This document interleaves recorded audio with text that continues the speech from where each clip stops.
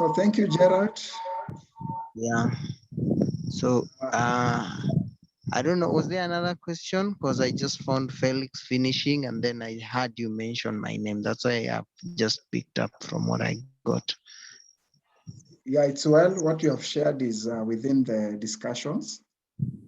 Okay. Finally, or not finally, Eda Muigai, your reflection.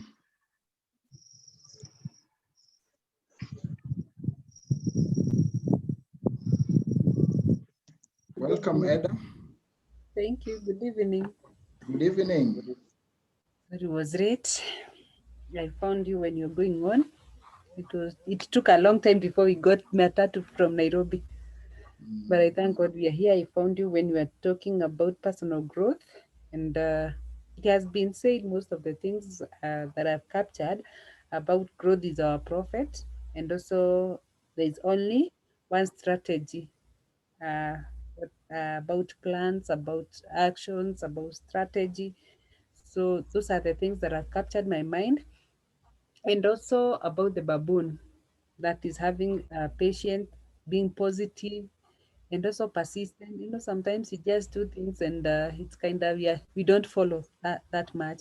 But the moment we talk about persistent and consistent, I think that has uh, imeniguza. So I think, again, when I have faith about what I'm doing and also focusing on what I'm doing, I think that one will help me. And it will encourage me in each and everything that I'm doing. Also about the five, what they about five what development, about growth, something like that. I found you are talking about it. So mostly it's all about personal awareness and also having that focus of doing whatever I'm doing. So I think when I focus on that, it will help me even in whatever I'm doing. And also having a belief. There's something we talked about, I believe, that reading is useful and can expand our knowledge. So the moment we've been learning, it has really helped me to open up even my mind, and whatever I'm doing, it has really helped me even in the leadership. Thank you, Eda. You're welcome. Pastor Abel, your comments on this lesson.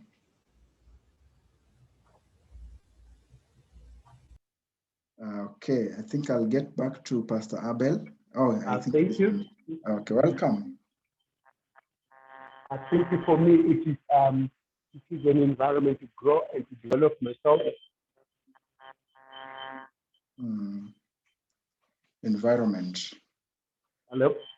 Yes, Pastor, we can hear you. Am I clear? Yeah, we can hear you clearly. I was saying for me, it is an environment to grow and to develop myself. Thank you. I was saying for me, my taking home is that to grow and to develop myself and to lead with patience as a leader and to lead with clarity. That's what I take from today's lesson. Yeah, thank you, Pastor Abel.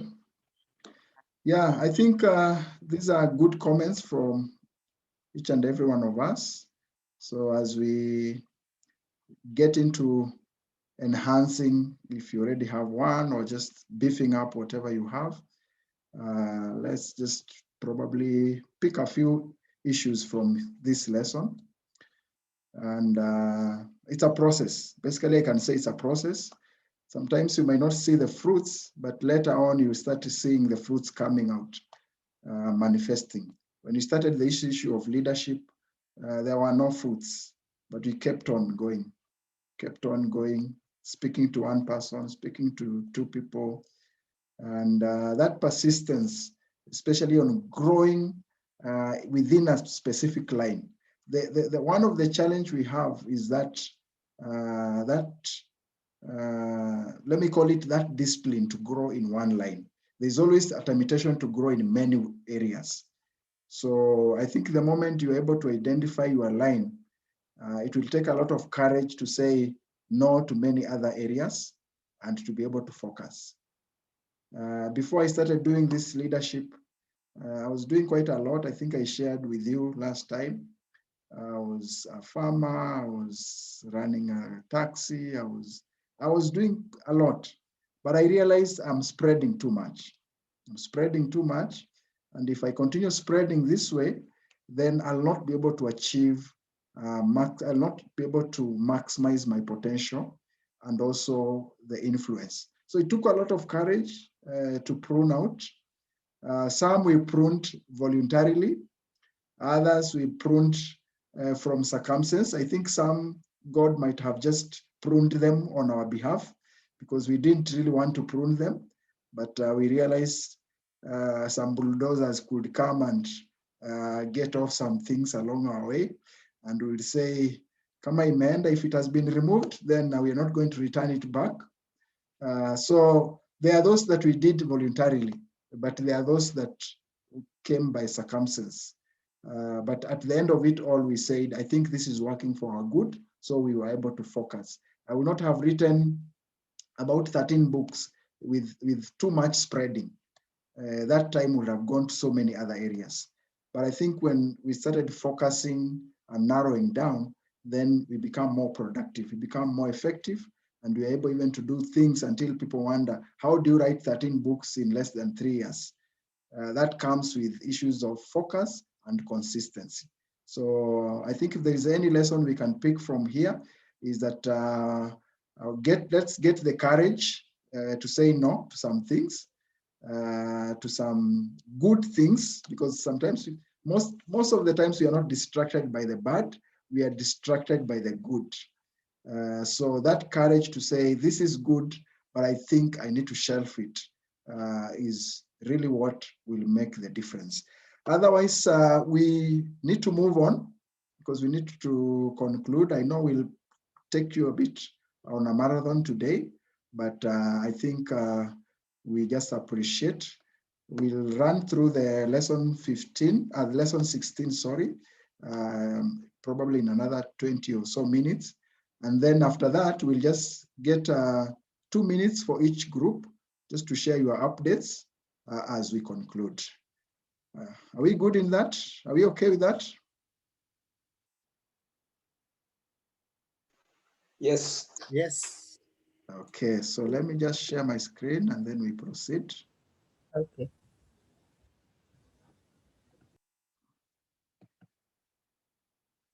So lesson 16. Lesson 16. We are talking about the power of effective communication in leadership. We decided to conclude with this lesson because leadership and communication are twins. These are twins. And if all we have learned, we cannot be able to communicate, then we need to work harder on our communication. Because we might have a lot of knowledge, a lot of good ideas, but the question now is, or even good vision. Now the big question is, how do I communicate in a convincing way? How do I communicate in a way that will be able to influence the people out there? And that's why we are saying communication and leadership, they are intertwined. And I'll not speak much on the off the cuff. I'll just focus mostly on the lesson. So effective communication is about 20% what you know and 80% how you feel about what you know. And I think as we crack this down, you will see the representation in terms of what the words represents and what the other aspect represent. So there's so much into communication. From what you know, that makes it a very big, small chunk, which is also very important in terms of probably the knowledge, but how I feel and how I express what I know makes the big difference. There's a study that was done from one of the blog by SMAP, and the survey indicated that 91% of employees that were surveyed, they thought that their managers or even their leaders were not good communicators. Yes, 91%. 91% felt that their managers or their leaders were not good communicators. So if the same survey is done to where I work or to where you work or to your business or even to your family, what will be the results? What will be the results? So will I come out as a good communicator? I think that's a question just to think about. But leadership and good communication, they go hand in hand. And leaders are always expected to be great communicators. And that's why those charismatic leaders, sometimes they win people more easily because of that aspect of communication. From the introduction, this content is in the manual. Developing communication skills is absolutely essential to effective leadership. The leader must be able to share knowledge, and this is what I said in my opening comments, share knowledge and ideas to transmit a sense of urgency and also to be able to persuade and be able to get alignment. So if a leader cannot get a message across clearly and motivate others to act on it, then having a message does not even matter. That looks more a bit harsh, but it's the reality. So how I communicate now makes the difference. And John Maxwell said, if I am convinced more than ever that good communication and leadership are all about connecting. Are we connecting? Are we communicating? Or are we connecting? Because that is the end result of communication. You're able to connect and to be able to pass on the message. So there is another study that was done. And from the study, the CEOs were asked this question: what are the leadership needs in your organization? And from this study, 63% of these business leaders, they indicated that there is a need for leaders who are able to communicate effectively. 63, they noted that there is a need for leaders who are able to communicate effectively. Among others, leaders who inspire trust, leaders who build effective teams, transformational leaders, leaders who develop others through coaching and mentorship, and also innovative leaders. But now the issue of communication was actually number 2 in order of priority. Yeah, so the other results or the other study showed 91% indicated there is a gap in this. Again, this study also indicated there is a gap. And in a Fortune magazine article, another survey also indicated that effective communication is one of the 5 critical leadership success factors. So if I will succeed, or if I'm able to succeed in my leadership, then one of the factor will be how well I'm able to communicate. So being an effective communicator is very essential. And I think this is not an area of negotiation, is an area that all of us need to focus on together with the people that we are leading, because effective communication skills are now more they are more, it's what people are really looking for. You will look at, probably there is this other part of the skills or the technical skills, but now people want to be able to have leaders who are able to walk through and be able to share the experience with others, or the knowledge and the ideas. So having a clear and effective communication has increasingly become more crucial, and is a skills that has to be learned or even improved with time. There are about 5 tips for effective communication. And one of them is that as leaders, we need to communicate relentlessly. Every time we're having a new cohort, if there is one duty we do diligently, is to communicate relentlessly. We'll call you, we'll do SMS, all the channels that we are able to use. but respectfully until we're able to get the message home.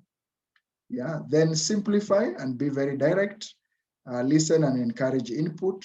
That's more of a participatory leadership or participatory communication. Illustrate through stories. This I think we have noted in our lessons, the stories are the most important part of the lessons that probably all of us will always remember. And then affirm with actions. So communicate relentlessly, simplify the communication, listen and encourage input, illustrate through stories, then affirm with action. These are points from Center for Creative Leadership. Steve Covey, the 5 habits, the 7 habits of highly effective people. He notes that on issues of communication, that as leaders or any communicator, we need seek first to understand, then to be understood. Seek first to understand, then to be understood. In many occasions, I've been in forums, and sometimes you realize when someone is asking a question, someone has already started to reply even before comprehending the entire story.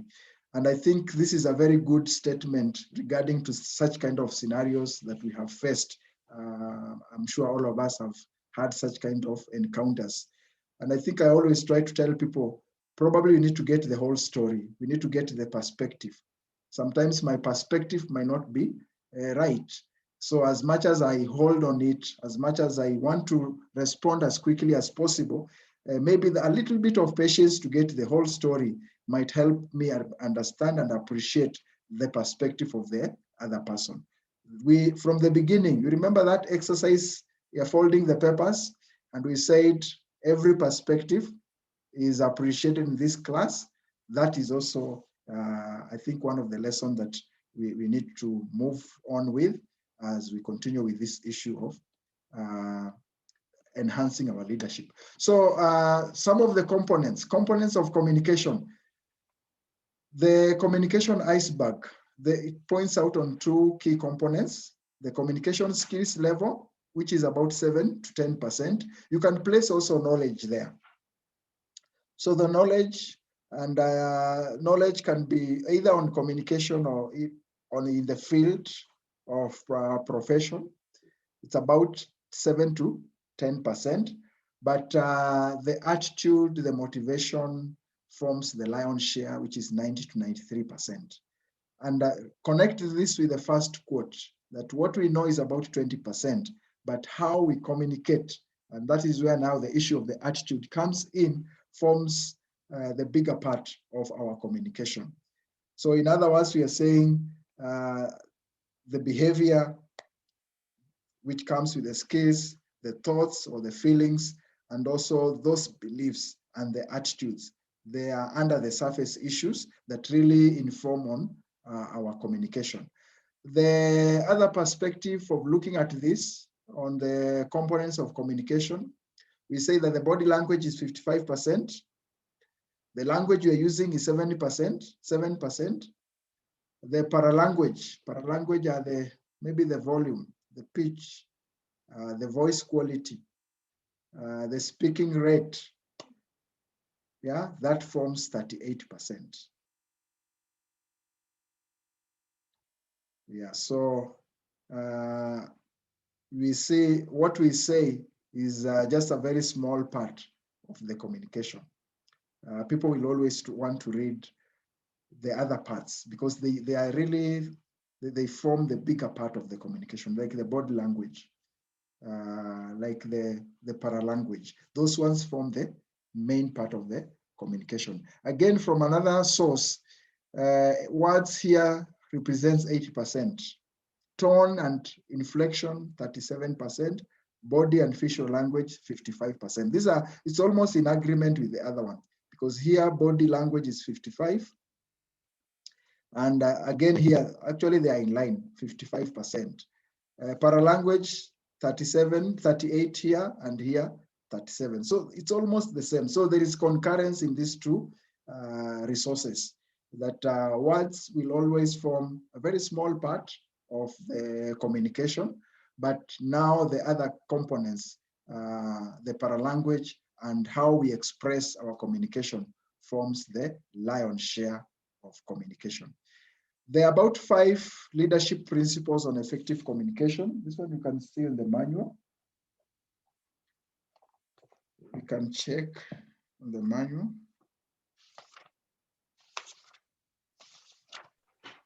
So that's on which page? 124. Page 124. Leadership is equals dash. Leadership, they are twins with communication. So leadership equals communication. If I'm a leader, is expected that I also have to develop my communication skills. And communication is the real work of leadership. And good leadership starts with good communication. Your leadership will rise or fall based on your ability to be able to communicate. Just think about that good vision that you have conceived. How well do you now communicate it out? Yeah. And then number 2, effective communication, understand the purpose, the method, and the process, and also the outcome of what is expected. So here we're talking about effective communication, understand the why, that is the purpose, the method, that is the process or the how, and then the outcome or expected results, which forms the what of communication. I'll expand on that a little bit as we continue.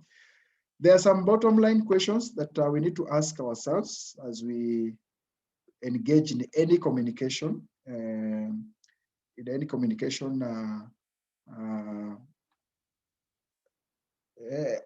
either activity or forum or presentation. So the first question to ask ourselves is why? What is the purpose for the communication? And effective leadership communication strategies, they will always start with this aspect of what is the purpose of the communication, and also probably the issue of expectation. What do my audience expect at the end of my communication? And in most of the forums, you will always find that the speaker will want to connect with the expectation of the audience so that we are able to be in sync and also address those particular issues. So purpose shapes communication, and we need to think about purpose first before we even get into the act of communicating. So are we communicating to inform? Probably that might be one way. Are we communicating to instruct, or are we communicating to persuade? That can be a two-way communication. So one of the questions is why. The other question is how. Now, if I get clarity on why I need to communicate, then how do I communicate? What is the best approach to a given situation to be able to clearly communicate the message and also the purpose? So some of the tips here is that we need to keep procedure brief and always focus on quality more than quantity. And know your audience, know their expectation, realize that your perspective are not always the same. People will have probably different perspectives. So it's more important probably to be able to even understand the other perspective before you express your own perspective. And then number 3 is what? What is the message? So we have come from the purpose, we have gone to the how to communicate, then now what to communicate.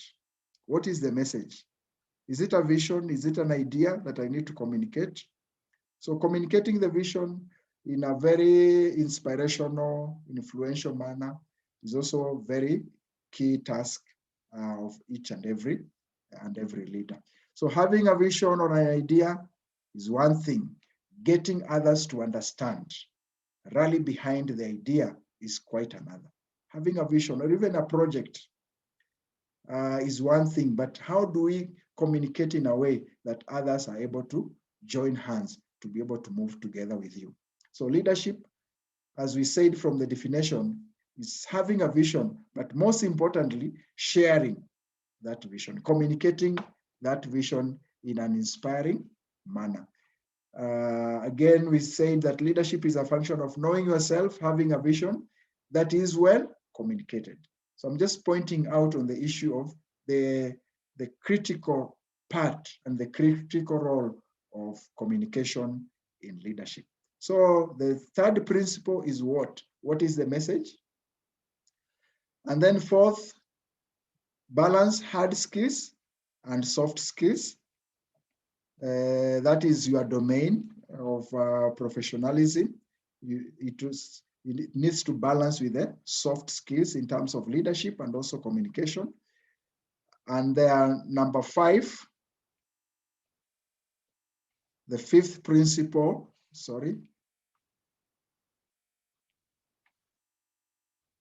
the fifth principle focus on interpersonal communication, the issue of interpersonal communication, because we are always in a relationship.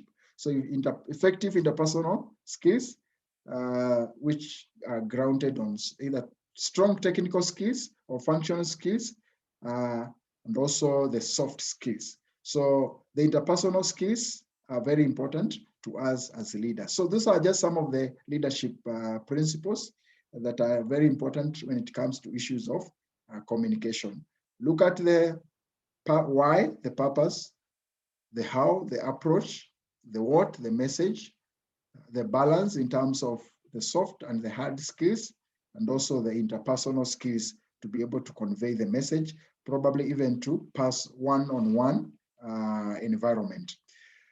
There are three qualities of an effective communicator discussed in this manual.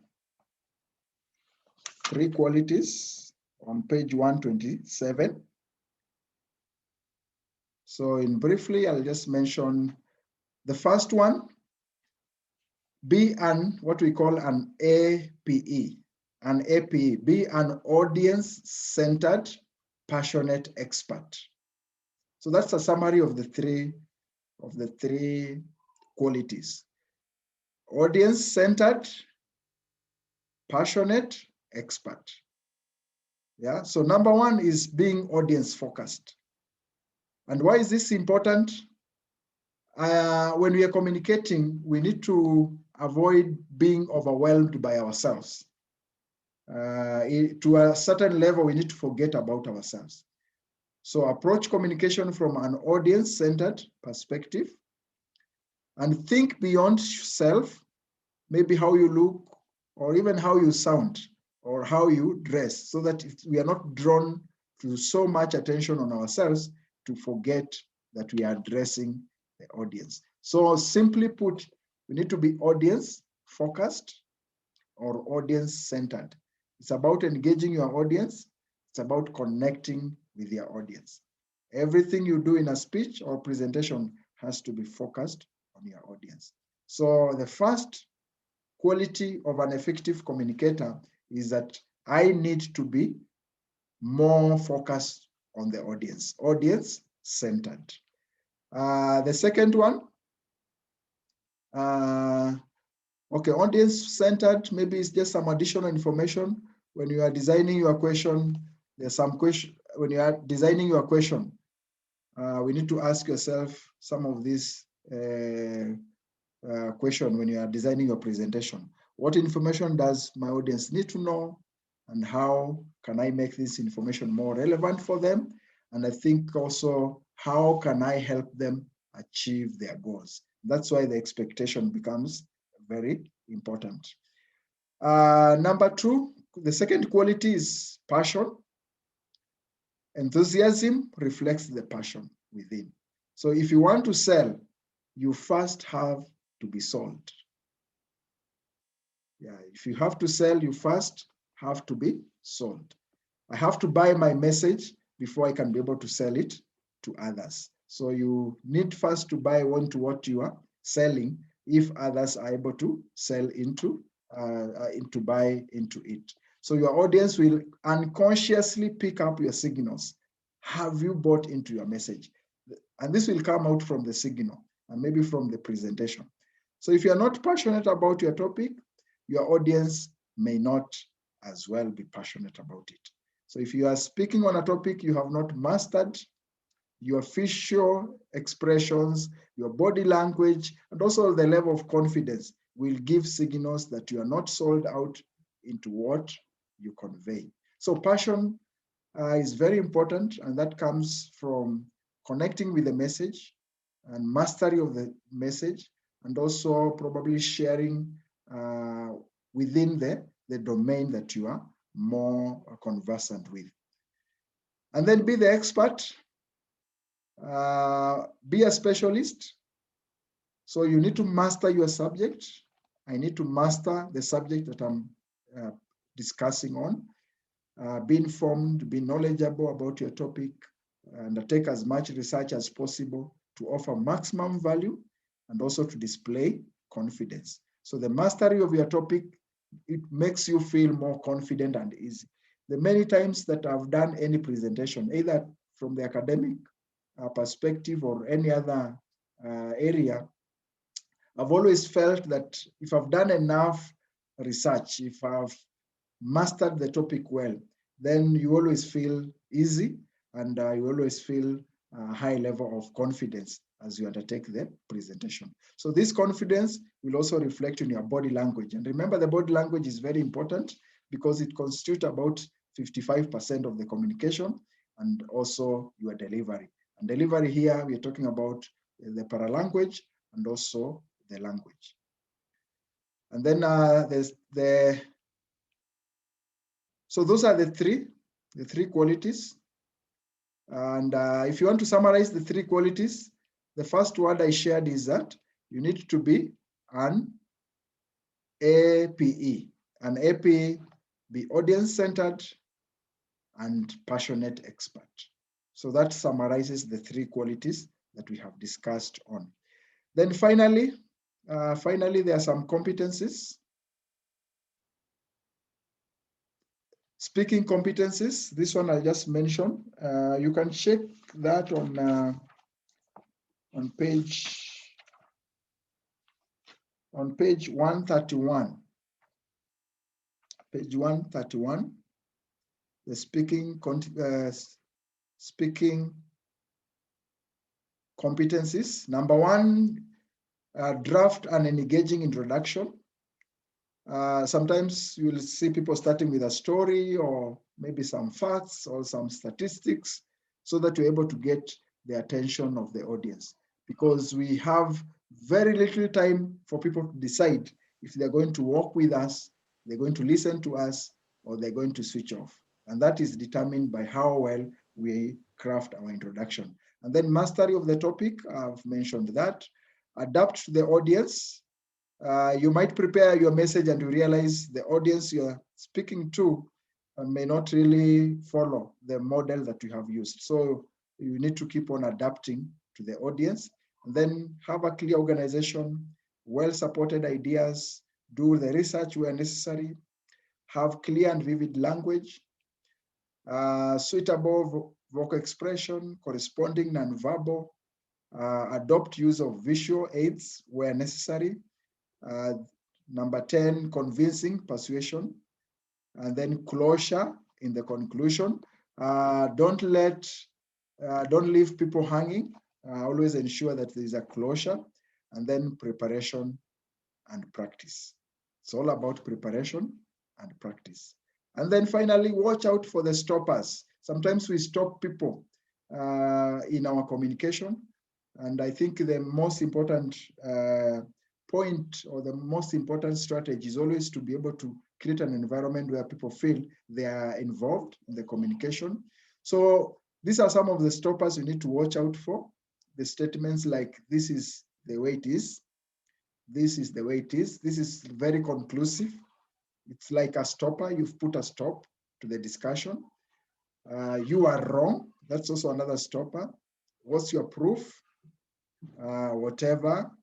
You, when you're using the word you, sometimes it's more of a stopper. It doesn't really include, sometimes we need to include ourselves as the speakers.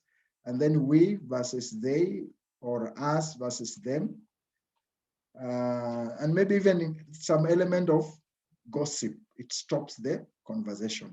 But just look at these stoppers and check through and see what area maybe you, and some of these stoppers, we use them sometimes unconsciously. They just come out so naturally. So it's us to be very intentional to monitor them out. And finally, final reflection on effective communication. As we conclude the topic, remember that effective leaders know that effective communication is very critical, and it's a success factor in our leadership. Communication should be purposeful and active rather than persuasive and unidirectional. Effective communicators engage with expected outcomes in mind. Always try to understand the expected outcomes and also the expectation of the audience before you undertake the discussions. And then effective communicators understand their audience, and also they understand their own roles as communicators. They understand why, what, and how to communicate. Effective communicators engage with an open mind, and they respect perspectives of the audience. And then effective communicators close in on too much room for imagination or speculation. We create room, we ensure that there is clarity so that people are not left to wonder too much. And finally, I'll end with the words of George Washington. And he said, when you can do the common things of life in an uncommon way, you will command the attention of the world. When you can do the common things of life in an uncommon way, you will command the attention of the world. Remember, as we started by saying, communication is all about simplifying the message and simplifying also probably the method of how you convey the message, because the end goal is to be able to achieve the purpose of the communication, and also to ensure that you have been able to connect with the audience. And that brings us to the end of lesson 16. And it also brings us to the end of our coursework. So I'll pause there as we just reflect for maybe 2 minutes as we close. Maybe just very quickly, what are you taking? What is striking out? What are you running with? I'll start with my friend Bernard.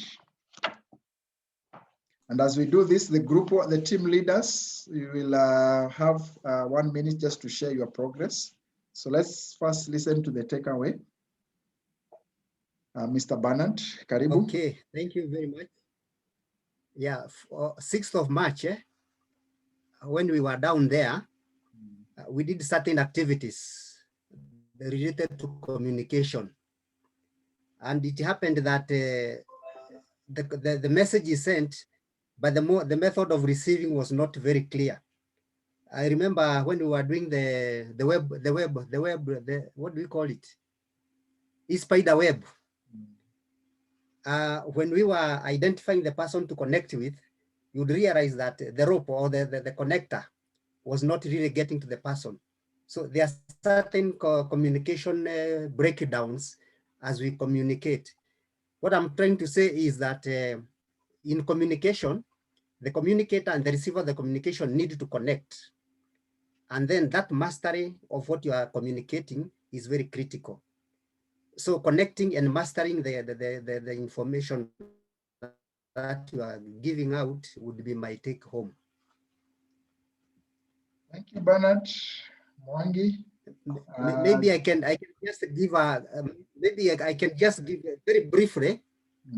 I can say that some time back during our office activities, would be assigned duties to educate staff on certain things that we needed to do. The issue so and so to present rather than so and so.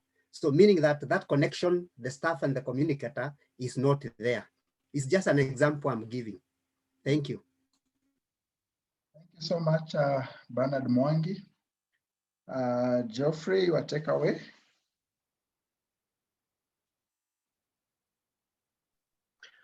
Yes, mine is about the APE. I think that one came out so strongly for me. That in every communication that you intend to make, think about the audience. Think about the audience in terms of why you need to make that communication and the outcomes that you want. Because that is the only way you'll be able to have value for what you're saying. So for me, the APE model is really great. And I think that is what can make impact in what you intend to communicate to people. Yeah, so being audience centered, being passionate, buying the message yourself first, because now if you really believe in the message you're giving, it will be seen, and that is the energy that will move into the audience, and also that is what will confirm that you are an expert, subject matter expert in what you're talking about. So thank you so much, Mwalimu, for the APE model. I think it's great. Thank you. Yeah, I like your summary. Put it very simply and very clearly, the APE model. Pastor Felix? Yes, I have also learned that effective communication depends mostly on the much time you put on preparation, how much you are prepared, and also the personality, the body language, which talks about the body language. The personality also, I think, works very well. So, in all, I think, especially as a pastor, always you have to be prepared. Sometimes you have to even you have to be aware of the way you are wearing, whether you have tucked your buttons, zipped your trouser, all these things, because they draw attention, they draw away attention. So I think body language, about the body language, it may divert or it may not work well with the proper communication. So I believe that communication is key to relaying whatever message you are relaying to other people. Thank you, Pastor Felix. Let me move on to Lillian.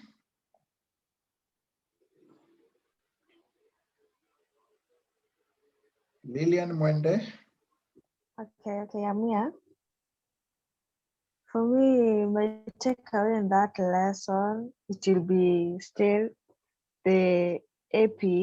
I've learned that being an expert in what you're doing, like having that passion in what you're sharing with your audience and all that. But one thing that has touched me, it's about the stoppers of communication and all that. I guess I do have a weakness in that. Sometimes, let's say we were having we were having a discussion, and then it becomes so heated, but it's kind of tunakosana or something of that sort. I usually find myself like I'm telling people, okay, this is it, and this is the final.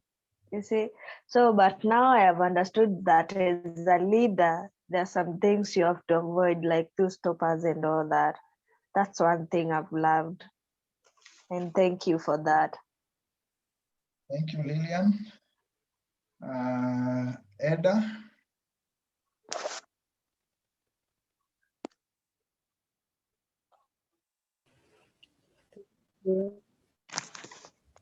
For me, it's about what I've learned. Communication and leadership, they go together, and also about body language, and also language itself, and also something like you talked about paralanguage.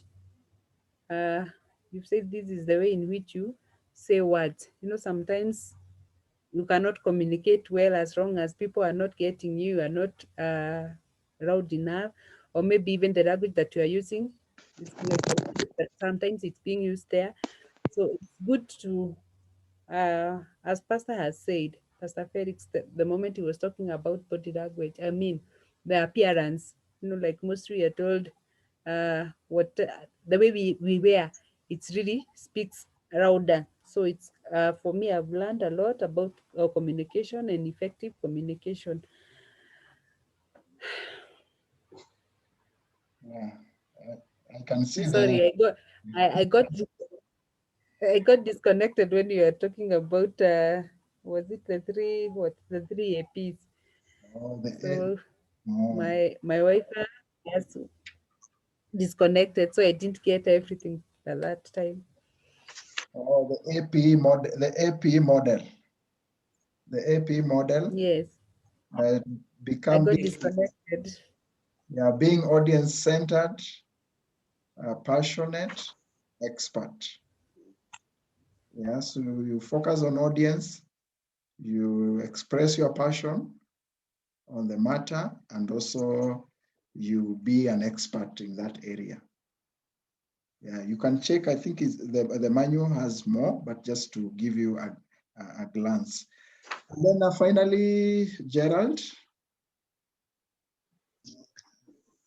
For me, what stuck out is, of course, the AP model, and especially on the issue of being audience focused. Many times when you are communicating, I find that we tend to focus on what you want to pass across rather than focusing on, are those people whom the message that I want to pass across, are the people getting it? So, and also another thing is about listening first before you respond. Because I like the example you gave, sometimes you find someone wants to start answering a question even before you finished asking it. So I realize it's a challenge with many of us, and sometimes it cuts across even in some, like personally, like the job I do. I realize that I have to do a lot of listening, because whenever a client comes in, I have to take my time and listen to them. Sometimes some of them ask very irritating questions, but now, of course, you have to be patient, then have the passion to want to serve them, and being an expert in listening. Listening is what has really stuck out for me a lot. So I would say my take home, listen more before you respond. Yeah. Wow. Those are very good points. And I think I just want to re-echo and say, Gerald, what you have said is really important. Be an expert in listening. Yeah, that's an area that quite a number of people might be lacking. Also, emotional intelligence. I think when it comes to communication, emotional intelligence is key. How long can I sustain a discussion? You know that people cannot sustain a discussion for a long time because already the emotional aspect will take over. So how long can I engage in a discussion?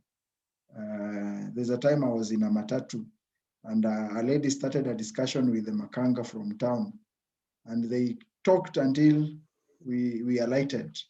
That was almost 1 hour plus. And I was feeling, why is this lady so persistent? Almost 1 hour back and forth with the contactor. And I think for me, I was feeling like I cannot sustain a discussion for that long.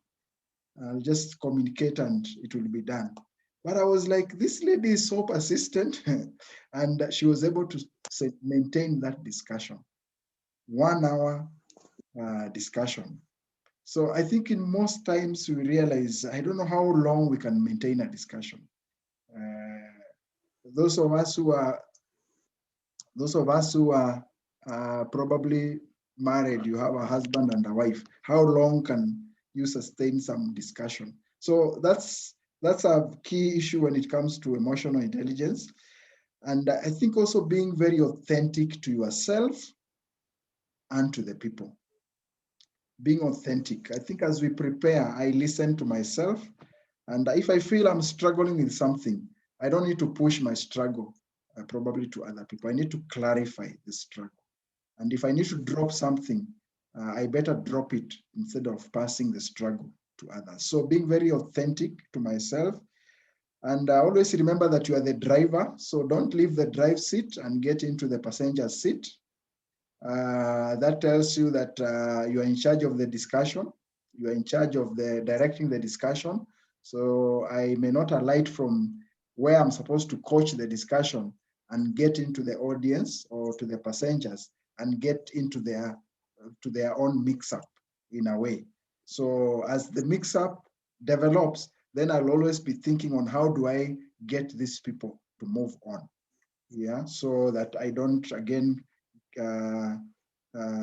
reposition myself from a driver to a passenger. So always be on top of the discussion, and that helps you so that you are not we are not bugged into issues that may clog the discussion. And then I think avoiding being abstract, that it's about passing the message. So if the message is not being conveyed, then I need to make sure I sift out until that simple message is being conveyed without too much obstacles. So I think this has really been a very good discussion. I've picked up very important points, which I think I'll even share with the other cohorts as we continue, because I've pointed out some of the issues that you have raised, which are so important when it comes to issues of communication. Otherwise, thank you for your input. I know we're delaying a little bit, but just bear with us. I will want us to probably listen to, since there are only two groups, so if we spend 3 minutes for each group, we can manage in the next 6 minutes to conclude the discussion. So let me allow. Yes, Pastor Felix? If I may ask. Yeah. Yeah, if I may ask a question. What if you are in the middle of a discussion and you feel that you're not connecting? What would you do? You feel, should you stop the discussion, or what would you do? You are not connecting with the audience. Maybe can someone chip in before I say something on that? Just feel free to unmute and chip in. Any volunteer? I know now we are all experts here. Yeah, maybe you may not be able to stop abruptly because in the course of giving the communicating with the audience, probably you may have realized that the audience has lost attention for one reason or the other. Either you as the communicator is not giving the relevant information. That is where the app is coming in. So probably if you realize the attention has been drawn away, create something else in between to draw back the audience, something outside what you are discussing. And then when you realize that the attention has come back, then you go back to the topic again. Maybe that's how I would take it, because you may not be able to just stop abruptly. Then the audience would conclude the communicator was not prepared to give us this. So try to create something in between that will draw back the audience, and then you continue after that. That's what I would. Yeah, thank you, Brother Mwangi. Yeah, and I think the best thing is also to engage the audience. Sometimes you test to see, are they getting the message? And that comes with engaging them. And as you engage them, you are trying to gauge yourself. You're trying to gauge, am I communicating? Are they getting the message? Are we connecting? So the audience will give you a very good feedback of how you are faring in your communication. And I remember there's one point I said, we need to develop the competency of adaptability, how we adapt. Maybe the communication method is not working. So do I have a fallback communication method that I can quickly adapt? Yeah, so you might shift. Maybe if it was one direction, now you make it more participative so that the message is able to sync and get home. So I think that's just just an overview of the answer, hoping that we are able to pick something from Mr. Mwangi and also from what I've shared. I know all of us may have something, but because of time, I don't want to extend so much. So I'll want to invite group one. Just share your updates. How are you faring on your presentation? And very importantly, between now and next week, Thursday, because next week, Thursday, we'll have our final presentation, not on Tuesday, but Thursday, so that we combine with cohort 8. Yeah, so between now, we'll have a lot of engagements between us and you. So the more you're able to share your proposal to us, the more we'll be able to give you the feedback. Yeah, so let's just hear where you are, how you're faring, and then we'll be able now to discuss on the way forward. So group one, you can share your progress.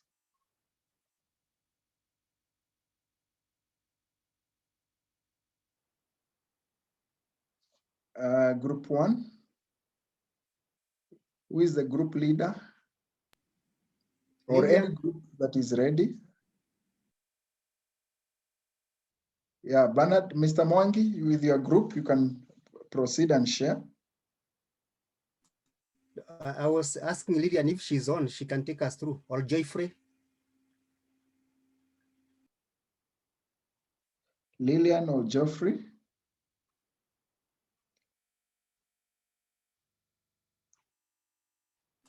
There's something that was posted in the course of the day, but I was not able to.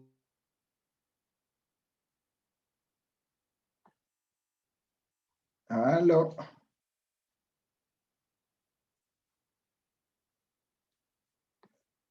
Mr. Mwangi, seems we have lost you. Okay, is Lillian on? Lillian, are you on? Or Geoffrey, are you on?